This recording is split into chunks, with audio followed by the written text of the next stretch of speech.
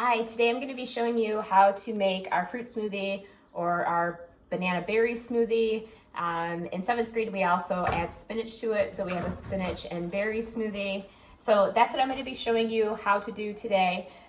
We're going to be using regular milk. You can always substitute with other types of milk as well, almond milk, coconut milk, cashew milk, a combination of them. We're going to be using a little bit of orange juice, and the orange juice helps flavor it, but it helps sweeten it as well without using any other sugar. We're going to use just plain vanilla yogurt. You can use different kind of yogurts, flavored yogurts, low carb yogurts, Greek yogurt, whatever you may have in the house. We're going to use a banana, and then we're going to use some mixed berries. You can use any kind of berries, strawberries, blueberries, mix them together yourself. That's up to you. So first, we're going to start with our blender. My blender's already plugged in. When I plug in my blender, I want to make sure that my hands are dry when I plug it into the wall, and I already did that. I'm also going to take the top of my blender off just to be safe so I don't hit any buttons accidentally as I'm making my smoothie. So I'm going to take my lid off, and the great thing about smoothies is for the most part you can just kind of toss stuff in and blend it together.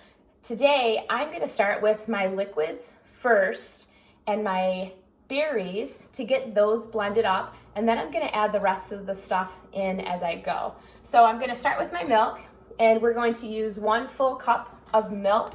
I'm going to use my liquid measuring cup. And when I measure with my liquid measuring cup, I try to keep it flat on a surface.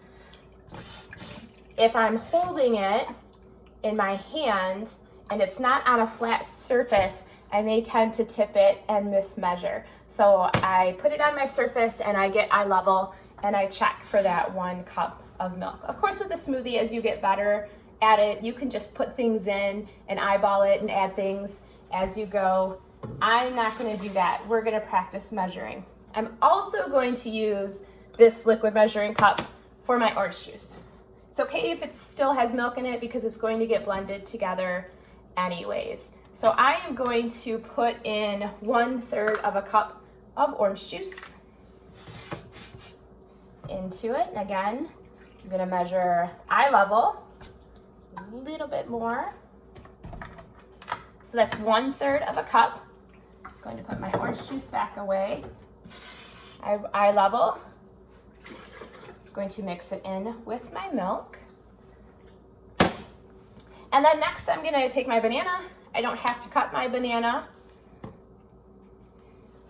I can just break it up and put it in. The blender is going to break that up for me. I'm going to measure out my berries now and get those in. So those are down in the liquid when I blend it. I'm going to measure 1.5 cups of berries. This is the one time that I tell you you can have a heaping measuring cup and not level it out. So let's go in.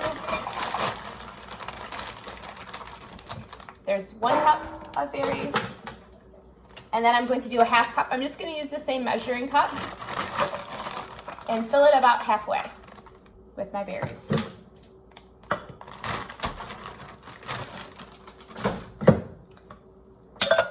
Next, I'm going to add in the yogurt.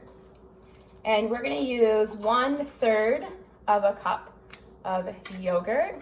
So this I can just kind of dump in. We'll probably have bigger containers in the classroom where you'll scoop it out and measure it in. Again, if this isn't perfect, that's okay. You can also make a smoothie without yogurt. You don't have to have it in there. We like it. It kind of thickens up the smoothie a little bit. And I'm going to get this into my blender with everything else. So there are lots of things you can do with a smoothie. If you want to, like I said, if you wanted to add spinach in, you can always add spinach to get some of those vegetables in without even tasting it. You can add lots of different fruits. You can try lots of different things. Smoothies are always fun to experiment with.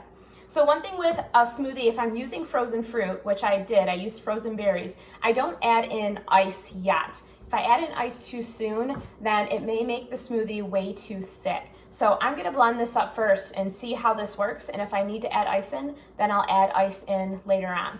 So I'm going to make sure that my lid goes on very well. Okay. And I'm going to set this onto my blender. Mine, you just set on, wiggle it a little bit, and it sits right down. Some of you might have a bottom of your blender that screws on and off. You want to be careful that when you put it on, that you don't twist it too much where it takes that bottom of your blender off, because then you're going to lose your whole smoothie once you pick it up.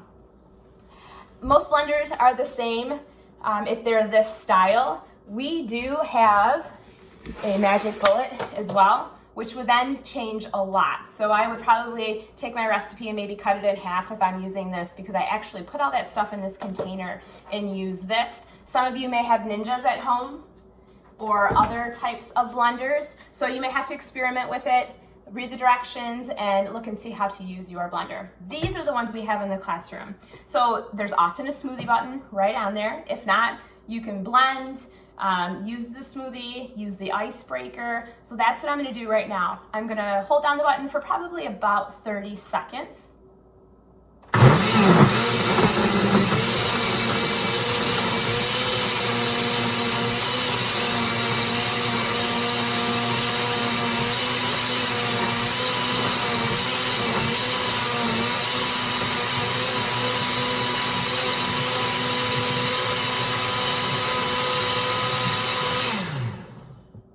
Okay, so that's all I think I need. I don't hear any ice chunks in there. And it actually looks really good. I do not think that I need to add any ice to this. In the classroom, you may. So we'll have ice for you to put into the smoothie, and then you would put the ice in and blend it again to blend up that ice. Okay? And then with this, I always tell people when you're serving it into cups, make sure that you pour everyone's cup at the same time before anybody takes their cup away. So if you have 4 people, have 4 cups out, even out your smoothie before anybody takes their cup away. In the past, we've had the first 2 people get a lot of smoothie and the other 2 people get hardly anything, and the first 2 people were already drinking, so there was nothing we could do to change that.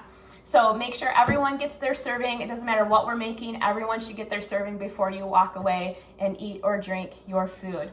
So something else to remember as we're cleaning the blender, I'm going to show you how to do it in the classroom, but once this is completely empty, we're going to actually clean the blender by putting in about 1/3 of hot water with some dish soap, and then we're going to blend that up. That'll clean up the bottom of the blender really well, especially like this one, the bottom doesn't come off for me to clean it. And we'll blend that up, we'll take it, and then we'll rinse all of that right out of it. We'll talk about that in the classroom, but that is it. Enjoy.